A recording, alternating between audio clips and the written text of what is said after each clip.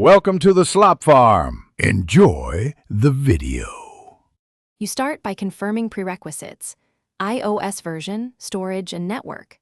First, prepare your Xbox 360 ISO or ensure the game is in your Xbox account. Next, install the official Xbox app and a compatible cloud game streaming client on your iPhone. Once done, sign into the same Microsoft account used on Xbox. Make sure your Xbox console is turned on and set to allow streaming.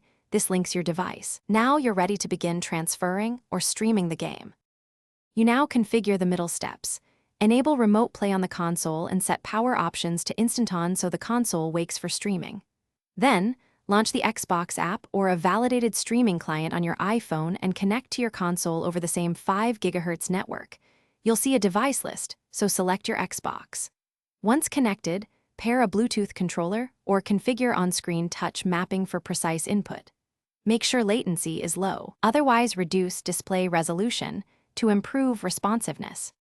You finish by launching the Xbox 360 title via your console or cloud library and adjusting streaming quality for consistency. Confirm controller pairing and tweak sensitivity for comfortable play. If performance drops, switch the Xbox to wired Ethernet or move your router nearer.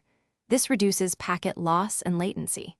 If connection fails, reboot both the iPhone and console, sign out and back into the Xbox app, and re-enable remote play. One key troubleshooting tip: clear the app cache and repair the controller before reinstalling software. Thanks for watching. Consider subscribing if we helped you today.